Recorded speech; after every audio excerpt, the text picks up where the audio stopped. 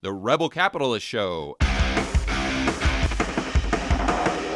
One thing that I've thought about periodically is how the reserve status of the dollar can be maintained a lot longer by the borrowing costs of borrowing in dollars being a lot lower. So if you're a corporation XYZ in Colombia, you can borrow pesos at 12%, you can borrow dollars at 5%. Right. You're going to borrow dollars all day long, or replace that with yuan, a digital yuan. You're going to borrow yuan at 7% or dollars at 3%. You're still going to borrow dollars at 3%, which, correct me if I'm wrong, creates future demand for dollars. It just reinforces. So we have to see the dollar lending globally start to shrink. But how does that happen unless interest rates for borrowing dollars are a lot higher? Right. Yeah, I mean, you're kind of making one of my arguments for me is that, you know, this is why once they're entrenched, global reserve currencies are so hard to unseat, right? They have that network effect, right? I mean, and it's a network effect writ large. I mean, it's not just an emerging network effect. I mean, it is an institutionalized worldwide network. And I'm not saying that it can never change. And in fact, it will change at some point. But the idea that it's just going to change overnight peacefully and the dollars in the US is going to suffer and the rest of the world's going to, you know, be free of the shackles and, you know, have this great economic future. I just think that that's completely naive. I just don't think it works that way. So anyway. How much of the pressure of these entities, countries, corporations that have dollar denominated debt, and they got into such trouble when the DXY was over 100, let's say, how much pressure is relieved with a DXY at 90? Or a lot. A lot. Okay. A lot. And I think that's why you've seen this global reflation over the last 12 months. But the irony is that, you know, 13 months ago, the dollar was crushing everybody. And they were like, we got to get out from underneath this, you know, to the weight of this dollar. And since then, the dollar's pulled back 10%. And rather than pay off that dollar debt and use this, you know, relative weakness to their advantage, they took out more loans. They issued more US dollar debt. So it not only have they not taken steps to get away from the dollar, they've actually reinforced the dollar. And when the dollar rises again, which it will, the same thing is going to happen again. Yeah. So let's walk through the steps of the dollar rising right now, because currently we're just in this mode. When one of the things that makes this so difficult too is we've gone from having to answer economic questions in 2019 to now we're having to answer political questions. Yeah. Right. Because you can't answer the first one without knowing the answer to the second one because of what we described with those three different scenarios, which I think we agree on. So right now we've got just the government in stimulus hyperdrive. You know, every single time you hear Biden speaks, he wants another 2, 4, 10 trillion, 20 trillion in stimulus for this.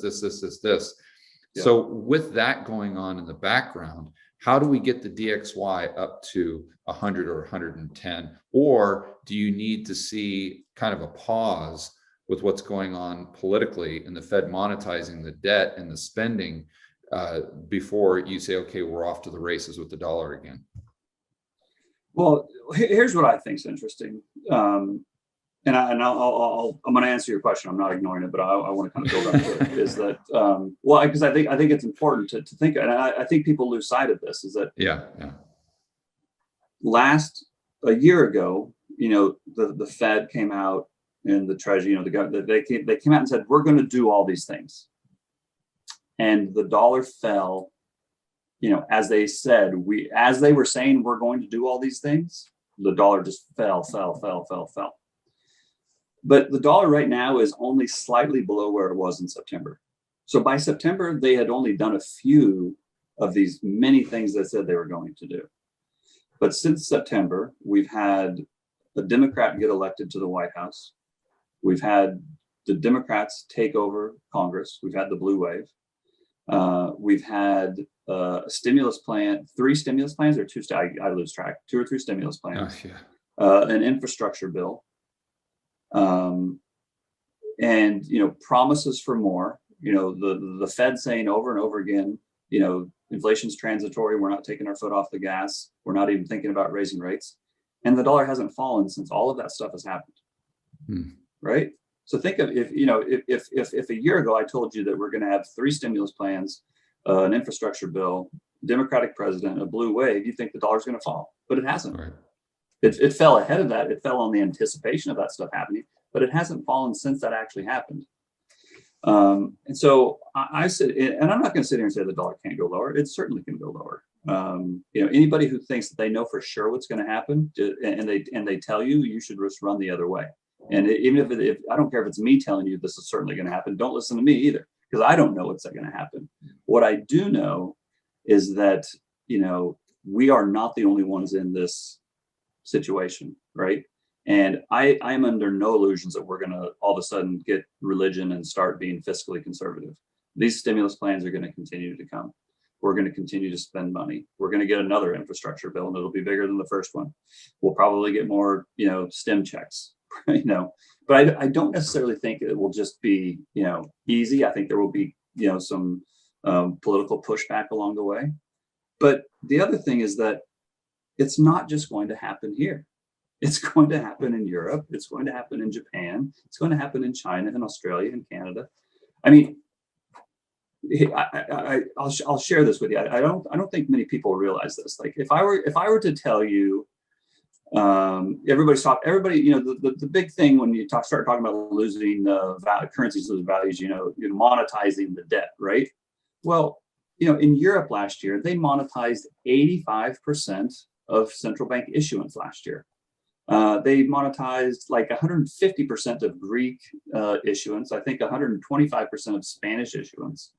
They monetized a lot more of European sovereign issuance than the United States monetized of US and the same in Japan. The other thing is that if I asked you which country had, if you look at the central bank balance sheets and the sovereign bonds that the central bank owns of the country that they represent, who do you think leads the way? Out of all the major countries, who do you think owns the biggest portion of the balance sheet or the sovereign issuance?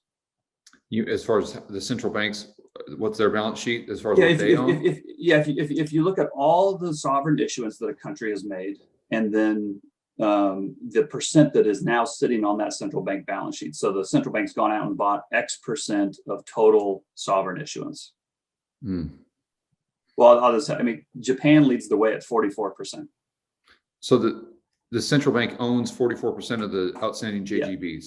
I thought it was 60. Well, that may include some mortgage debt and stuff in Japan. I'm not sure. The number I have is the treasury bonds. Basically, the percent of treasury bonds held by a central bank. That's the numbers I'm working with, and it starts with Japan at 44%. The Eurozone owns 42%. Canada is 42%. Australia is 39%. The United Kingdom is 36%. Guess what the United States is? Oh, I'd say what, 20%, something like that. About 23%. So it's about half of what Japan and Europe is. But yet everybody thinks that the dollar's, that the Fed's out of control and the dollar's going to lose value. Now, why is it so much worse for the debt, the Fed and the dollar than it is for the euro? I mean, again, I know I keep coming back to this, but I think it's vitally important for people to understand this. The currencies trade relative to each other. Now, that doesn't mean that the dollar can't go lower. It doesn't mean that, we can't stay in this, inflationary environment for a little bit longer. But, we are not acting in a vacuum. And, the same way that our sins are going to catch up to us, they're going to catch up with the other countries as well. So could we have a situation where the dollar goes to 110, let's say, on the DXY, because it's really just measured against a basket of other currencies, mostly euros. I think it's 57% euros. Yeah. Could that happen while at the same time consumer prices in the United States continue to go up? Absolutely. So the dollar goes down against goods and services, but up against other fiat currencies. Absolutely. That's the milkshake theory. That's the thesis, right? Is I don't know that we're going to have this massive deflationary event where everybody's wiped out. I can't rule it out. I'm prepared for it. But ultimately, what I think happens is when the sovereign debts of the world become unserviceable, and I don't know where I don't know if it's going to kick off in Canada first, or Italy first, or Greece first, or Hong Kong first, or Canada or China first, but I think it will kick off, and I think there will lead to contagion. And I think when that happens, you're going to see the dollar rise versus other currencies. Now, perhaps the dollar will lose value versus commodities and gold and other asset prices. So I still think that we can get into an environment where the Dow, the dollar, gold, and some other risk assets rise versus everything else. I mean, that's essentially the milkshake theory, is that the dollar, the Dow, gold, and other risk assets rise while the rest of the world deflates. Yeah. So their markets deflate while their currency loses value. Yeah.